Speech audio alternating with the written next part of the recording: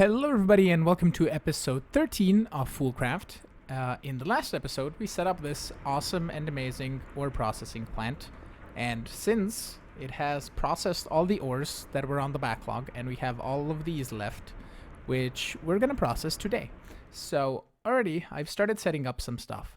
We ran out of Enderium, so we can't make any more resonant conversion kits, which we used here on these pulverizers and the redstone furnaces, and they make them super fast and super cool. So we need to start processing redstone and cinnabar and the destabilized redstone ore that we get cinnabar as well, and the black quartz for just black quartz. And over here we're gonna process iridium, platinum, and nickel with the whatchamacallit, the cinnabar to get platinum constantly. So we need to route some stuff over here. I got some cables wired here. I brought refined storage cables over here the same way I did on the other side, so we have access to that. I also made some more machines. I made some magma crucibles as well. There are these guys here, which we're gonna need to make the cryothium, because this cinnabar ore, if we look at cinnabar, I think I showed it in the last episode as well, but if we look for uses, the fluid transposer with gelid cryothium over cinnabar gets us 4 cinnabar. And if we ever need quicksilver for Thaumcraft, we can just smelt the other cinnabar, I believe. It says cinnabar cluster, this cinnabar. We can just smelt it in a redstone furnace, apparently, and maybe not a regular furnace, but that doesn't matter. So yeah. And we need to bring some stuff over here. Let's grab an exporter, and I'm falling on the floor. Exporter. And we're gonna need a couple more. So let's just grab 5 more, like so. And this exporter, let's break that, all of this, just so we have a nice clean room, like so. And crate. Do we want a crate? No, let's grab a chest, and let's take a chest and make a mini chest. Or we could create a, do we need a backlog? I don't think so. So let's do this. Let's grab some more power conduits to bring them over here, and some item conduits and bring them over there. And then we need to set up all of these machines so that the back is in and out. Like so. Like so. And like so. And we're gonna need some other conduits as well. Some of these guys, so we can transfer the liquids from these 3 magma crucibles up to these 3 fluid transposers, like so. And that's gonna be in and out as well, so that should be fine. Let's go make a pattern for, get me out of here, a pattern for cryothium thus. I think I made that already, cryothium. Yeah, I have a pattern for that. Okay, so let's make some cryothium. 1 set will do. And then we need a crafting upgrade, which I made in between episodes here. And we're gonna grab an exporter to export into, let's say, this mini chest. And exporter there. Or actually, let's just go from the bottom. And we're gonna say cryothium dust, crafting upgrade. So that should start crafting cryothium. And then we can extract, let's say, on the light blue channel. And we're gonna insert into these guys on the light blue, like so. Light blue, like so. Light blue insert. And these are pulverizers, and that is an induction smelter, which don't accept liquids, so we don't have to care about liquids for that. And it's extracting. We just need to insert OK, insert OK, insert OK, and then extract always active. So we should see these guys now producing gelid cryothium. Wonderful. And the gelid cryothium should start filling into these fluid transposers, hopefully, once it processes. Wonderful. Okay, and make 750 out of 1. Nice. Next thing we need is an exporter. Actually, we're just gonna do this. Hold on. I need a crate. We have regulator mode. It's fine. Cryothium dust. Okay, first of all, exporter go away. Mini chest go away. Storage crate here. I forget that this has the amazing regulator mode, which is lovely and wonderful, and I love Refined Storage Author for doing this. So, not that. Let's grab Cryotheum Dust and make me a stack, please. That should take no time at all. Wonderful. And we're gonna say regulator mode, keep a stack of Cryotheum Dust. And what we're gonna process? Cinnabar. Cinnabar ore. And keep a stack of cinnabar ore in here, please. Wonderful. And that is stack upgrade. Speed. Bam. I think it's sugar. I know I'm doing this manually. I could have shift clicked this, but it's okay. So stack upgrade. We're not gonna need it in the end, but we're just gonna have it for now.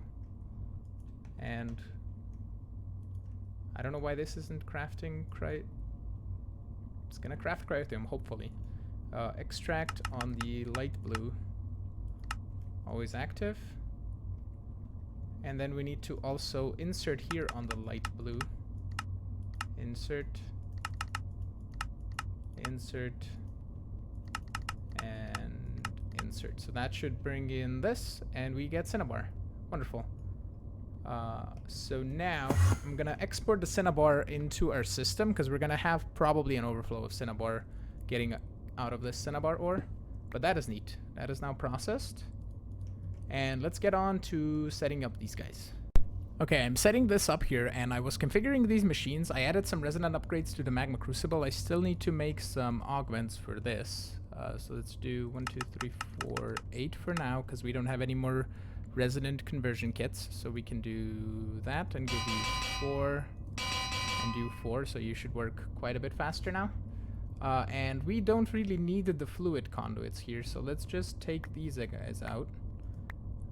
Like so, like so, like so. Because these machines, like, you don't need to output in the back. You need the input in the back, though, instead of the double, because you get the insert on that. The extract doesn't have to be a thing here because we're not extracting any items, so that's fine. And then the extract on brown is what I changed it to, and I want to show you the conduit probe. It's now working. It wasn't working in one of the previous patches of this pack. But you can sneak right click on conduit bundles to get the settings, and then you right click the other conduit bundles and it'll copy the exact same settings. So we're exporting cinnabar now. Why is you now output to the top? Because this has no input on the bottom. I'm like, what the hell?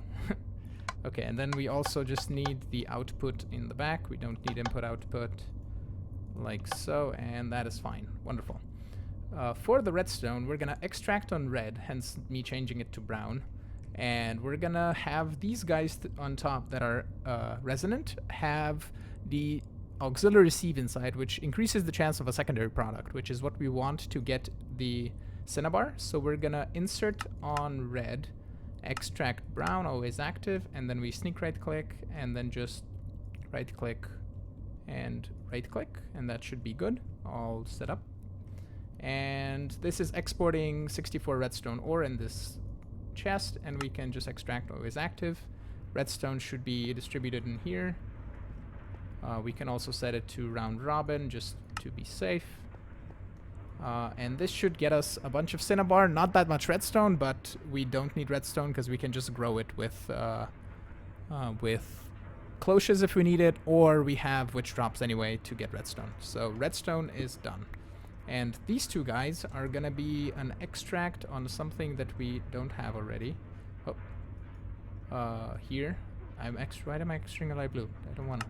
Let's go back to green, red, black. Let's do white. And we're gonna say insert on white, extract red, always active. Copy, copy, copy, copy, copy, copy. And that is already extracting because it's on always active, and it should be good. Only round robin is what we need. It is enabled, okay. So that should be going into these three. And when it fills up with the quartz, we can actually set this guy a stack upgrade. Not 3 stack upgrades. But that should export the things. And once it fills up with black quartz, it should export the other stuff, or more black quartz into these guys, I think. At least, no, these might not be configured. Yep. Back, input, output. Back, input, output. Back, input, output. And the stabilized redstone is going to make us more cinnabar, and black quartz is just going to be black quartz. And we have, the only thing we don't have, this stabilized redstone calthrate. We don't have this in a drawer. So I'm gonna need to do that. Let me just put some stuff away. The last order of business is to set up these three guys to pulverize iridium, nickel, and platinum with cinnabar. So I'm gonna see how this works with the cinnabar being on lock. Cause let's see, this is already configured, so I can just extract always active. It is putting in the iridium. So we're gonna see if that that gets put in. Let's do active always active, round robin. It's gonna put iridium in everything. Let's grab some speed upgrades just to see this happen a bit faster. So it put everything in. Okay, it put cinnabar in as well. Wonderful. That's cool. So everything should be good. Everything makes such a cool noise. So these guys should make platinum. Yeah. Platinum. Wonderful. I have it in the storage drawers, and that should slowly process everything. This guy has a few speed augments, and now that we have some platinum going, I'm just gonna keep taking it out manually here and put it in here with some, what is it, lead and ender pearls. Just grab a block of this and then break it down and put it in, and that should make us Enderium base. And then we're gonna take Enderium base whenever it gets inside my system. There we go. And sand, and process that in an alloy smelter. I can grab another one if I want to, but this guy can do its job. So that's neat. And we're gonna make some Enderium to get more conversion kits to convert everything to resonant, and I'll be back shortly. So I think this many induction smelters is overkill for what we need. So what I'm gonna do is I'm gonna break a couple of these over here. We can also break these conduits, like so, and get them all out of here. And then we're gonna take this storage crate and put it over here. Hold on, here. And then we need to wait for platinum, nickel, and iridium. Platinum, ore. I'll just search for ore. We got nickel. And I'll just redistribute these because I have to break it. I can't really pick it up with anything to not have it remove the export. So we can just have cinnabar regulator mode. I wanted to have that. We're gonna put in the stack upgrade, and then ore. Okay, so we're not getting many ores yet, but we'll get them eventually. So yeah. And we're gonna take the induction smelters and put them over here up top. We need to put in a power conduit here and an item conduit right there. And then we can say this guy be extract. I think I had it on black before, so we're gonna say black. And then this guy is gonna be extract red, insert black. I believe should be good. Insert is, I have brown. Brown. Like so, extract always active, and we can conduit probe, do this, the orange slot, copy, paste, and paste. And extract always active. So that should be good. It's putting in the cinnabar, and it's gonna eventually fill it up. It needs to do all the cinnabars first before it does the ores, so that should process round robin, and we should be good. Wonderful. The next order of the business, I want that conduit probe to have it in here. The next order of business is to start upgrading these guys because we got the erodium. I think I showed the crystal lens that I changed. Yeah, I showed that. Crystal laser lens. So we are getting a little bit more of the crystal stuff. If I look at environmental tech, we are getting erodium and litherite. And we need to get to the tier 2 void ore miners and all of that. So I'm gonna make all of the controllers. I'm just gonna basically break all of these guys and then upgrade them and set them up again. So to get the void ore miner set up, we need 32 structure frame tier 2. So the structure frame, I set up our crafting recipe. If we say 32, we are 31 erodium crystals short. So I made another void ore miner controller, and we're gonna set it up again and leave it running, and we're not gonna do this today. So rather than waiting much longer, we're gonna set up 2 more void ore miners, because why not? And I have the materials already. I just had to make the void ore miners, which took a little bit of the ferrite, which is craftable if I need more. So that is one here that should be running like so. And the other one is gonna go here. We have this janky setup over here. There's an item conduit going to the drawer controller directly, because I was inserting everything from the botanical miner straight to the drawer controller, because you get stupidity like this. You get all of this stupid stuff that doesn't go anywhere, and it's really bad. And we're gonna do this and then set you up like so. Okay, and you should be running, I think. And all of this is just gonna go in the trash can. Next thing that I want to get out of the way is all of the different types of alloys, and I culminated them all in here. It's, I think, it's less than 18, I'm gonna say that much. And what I want to do is grab a storage crate and have this storage crate be, let's say, either in the middle or somewhere here on the side, and then we export the corresponding materials that are needed for this with the regulator mode and just have a stack. And then we can have item conduits with filters extracting into the proper alloy smelter to smelt that thing. So let me get that hooked up and I will show it to you when it's done. So I decided going against having the 9 smelters on one side, and I decided to make this monstrosity. It's all symmetrical and really easy to explain. Basically an exporter and an importer on every side of the alloy smelter. The importer is going to be controlled by redstone signals, and the detector is going to emit the redstone signal depending on what I set it to for how much of each of these ingots I want in the system. So for example, let me show you how to set this up. You take solarium and we're going to say exporter. You're going to export soul sand and gold into the alloy smelter. And I don't think I need to configure this to be anything or to do anything fancy and do any speed upgrades. And the importer is fine. And we're going to say solarium. And let's say we want 512 ingots. And then we grab some cable. And we're going to also need the flux point. So cable needs to go all the way over to connect this up. There we go. I ran some cable over from the center over to all of these machines. And now I believe this guy should be receiving soul sand and gold. Nice. And we're just going to give it some power by adding a flux point to the center here. And we're going to place that. And it's going to start cooking up.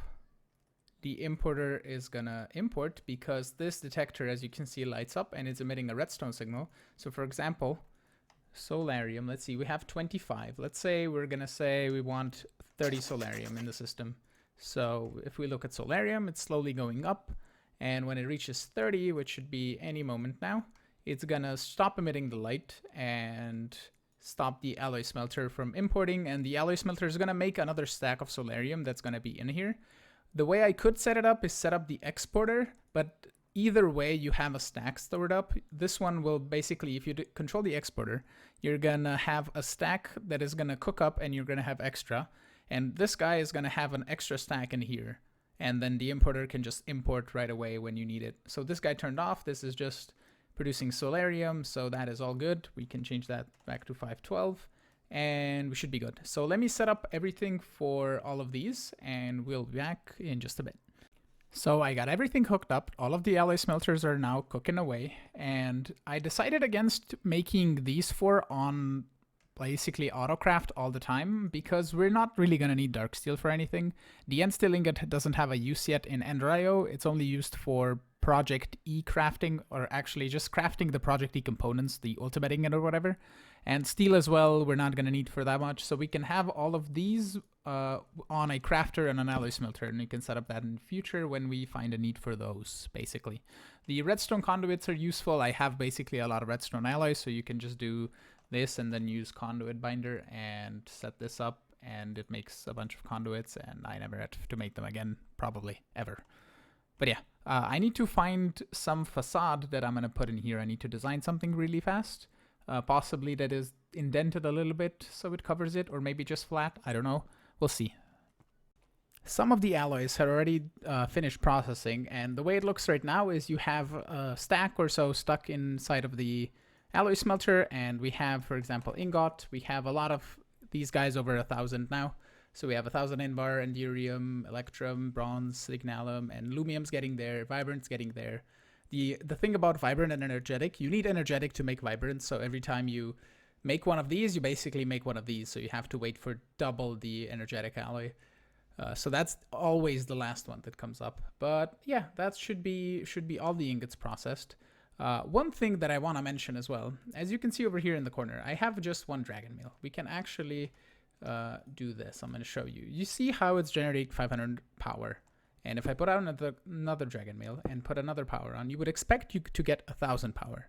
But you get 750 because you have a 25% efficiency loss. So if I don't know effective power, what that means, 375. But it says out of 750. And then if I put another one down, it says 875 and effective power is 291. So I presume my grid is overloaded now. If I fly. Well, it still says out of 875. So we could still use a lot of dragon egg mills. Like if I set all of these guys up, let's just do that and then put down dragon eggs. And we can look at our power here. It's only a 1,100. So every dragon egg mill we put on is going to produce less. So yeah, I'm going to break all of these off camera here because I need to do it with pistons. But yeah, I think the plan for all of these spheres, though, if I go outside, the main one is going to have all of the technical processing stuff and all of that. And then we have 3 kind of big magic mods that we have to go into. So Botania, for example, in the south. West can be blood magic. North is spawners and the meteor. So we could have garden cloches if we need them. The botanical thing is going to produce everything.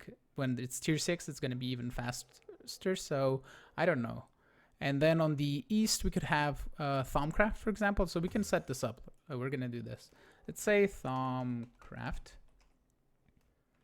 There we go. And then let's go on the south. Let's do blood magic. There's also astral sorcery, which I haven't done before, which is a new mod that I haven't played with, and Botania, which we can set up somewhere. I think probably in the overworld. I don't know if we need any. Botania can be wherever. Blood magic can be whatever. Foolcraft can be whatever as well. It doesn't need anything, any specific like biomes or anything. I'm gonna see for Foolcraft though, because of flux and all that, if we're gonna poison those chunks over there. But I don't know. We'll see. So after a little bit of waiting, I got enough erodium crystals to do structure tier 2 blocks, and we can do 32 of them, as much as we need for the second tier of void miner. So that should be cool. And I think I'm gonna slowly have to move them downwards. Let's grab the void ore miner controller, and grab my thingy-bobber, and left click. That's 32 structure frame tier 2 or above, 16 structure panels. So structure panel, I have 13, so we need 3 more. Wonderful. We need the demodifiers, which we can make other ones off. What else? 1 laser lens of any type. I'm gonna put the clear lens for another modifier. 3 laser cores. Laser core. I have 4 here extra. So let's grab this. I'm gonna leave the 2 tier 1s actually, just because of the other ones. And let's just do this. I think you sneak right click on blocks to break them. Okay, vein miner's faster. So let's do that. break this, and then I'm gonna just remove this part here because I don't know how big this is, and I might have to reroute everything again. Let me see how big the base or how big the end one is. I'm gonna Google it and see if I can set up like 4 locations here where I can set them up, and we should be good.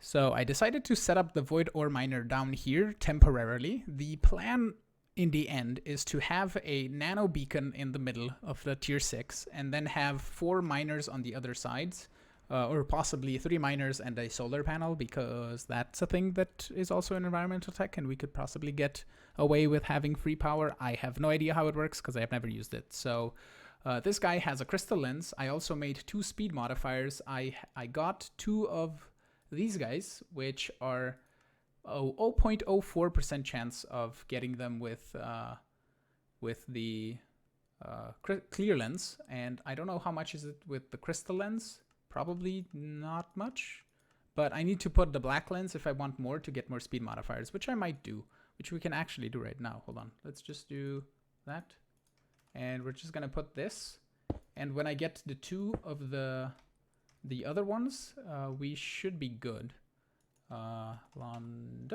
It's just gonna take a while, but whatever.